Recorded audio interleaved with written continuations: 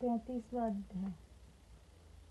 प्रज्ञा और पिप्पलादि। नारद जी बोले, हे तात, अनरण्य के सुतादान को सुनकर हिमालय ने क्या किया, अब आप इस चरित्र को सुनाइए। ब्रह्मा जी बोले, सुतादान सहित अनरण्य ने उस चरित्र को सुनकर हिमालय वशिष्ठ जी से यह पूछने लगा कि हे कृपानिधि मुनि शार्दुल, हे ब्रह्मा के पुत्र वशिष्ठ जी, इसके पश्चात अनरण्य की पुत्री ने मुनि पिप्पलादि के साथ क्या चरित्र किया, कृपया आप इस पर मुझे कथा सुनाइए। वशिष्ठ जी कहने लगे, पिप्पल मुनि ने अवस्था में तो व्रत थे, उन्होंने वन में जाकर लंपटता रहित जीवन व्यतीत करना आरंभ किया। अनरण्य की पुत्री हुई उसी प्रकार सेवा करने लगी जिस प्रकार लक्ष्मी विष्णु की सेवा करती है। उसने मन कर्म वाणी से ऋषि की सेवा की। एक समय जब वह परम पतिपरायण प्रज्ञा मंद कन्नी स्नान करने गई तो उसने नूतन अवस्था वाले धर्मियों से देखा, जो कि सब अलंकारों से युक्त अपने रथ पर बैठा हुआ कहीं जा रहा था। तब उस मुनि की स्त्री के अंतर्भाव को जानने के लिए उसने कहा कि राजाओं के योग्य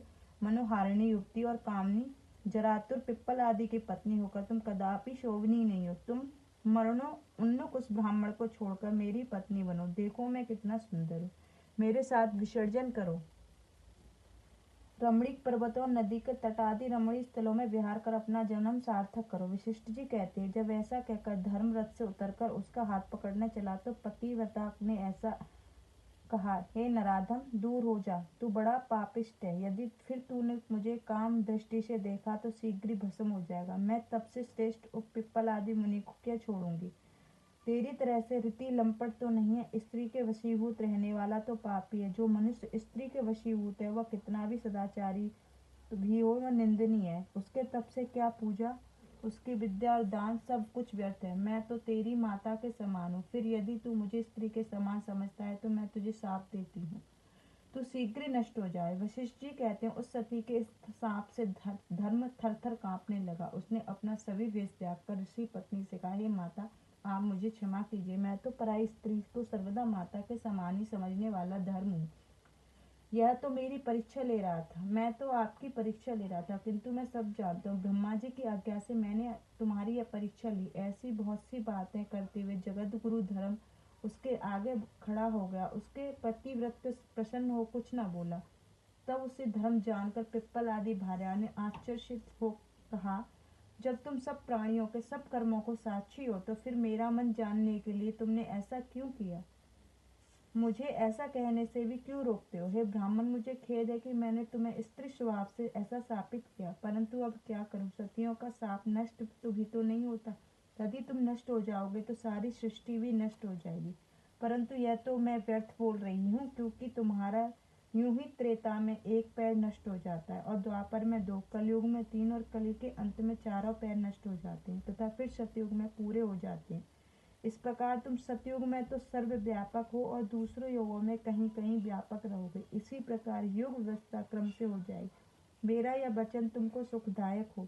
अब तुम अपने आश्रम को जाओ, मैं अपने पति की सेवा में जाती हूँ। इस प्रकार उसके वचन सुनकर धर्म संतुष्ट हो गया। उसने उस पतिव्रता को आशीर्वाद के रूप में यह वर दिया कि तुम्हारी पति भक्ति से तुम्हारा पति विवाह हो जाए और सर्वदा रति समर्थ तथा स्तर यौवन वाला हो गए। साथ ही तुम भी आजन्म स्वामी सौभाग्य युक्त होकर स्तर यौवन वाली हो जाओ। तुम्हें परम गुणवान 10 पुत्र प्राप्त हो मैं और तुम्हारे घर में सदा कुबेर तथा अधिक धन भरा रहे। वशिष्ठ जी बोले, हे गिरे, ऐसा कहकर धर्मराज उठ खड़े हुए और उनकी परिक्रमा करके घर को चले गए। धर्मराज प्रज्ञा को आशीर्वाद दिया, अपनी सभा में जाकर उनकी प्रशंसा की। प्रज्ञा अपने घर को अपने युवा के पति के साथ एकांत में निरमण करने लगी। उस स्वामी के अधिक गुरु को उसके कई पुत्र हुए। दोनों दंपतियां जीवन सुखमय, संपत्ति वर्धक और लोक परलोक के कल्याण प्रदायक हो गए। हे शैलेंद्र, तत्व ज्ञान जानकर तुम अपनी पुत्री को शंकर के लिए दे दो। 1 सप्ताह के पश्चात सुंदर लोग लग्न है, जिसमें चंद्रमा बुध के साथ और रोहिणी तारा गणों के से युक्त है।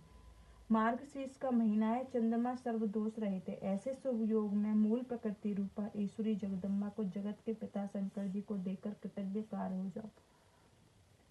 ब्रह्मा जी बोले, यह कहकर वशिष्ठ जी शंकर जी का स्मरण कर मौन हो गए। इति शिव महापुराण तृतीय पार्वती खंड का 35वां अध्याय समाप्त। जय गुरु जी शुक्र।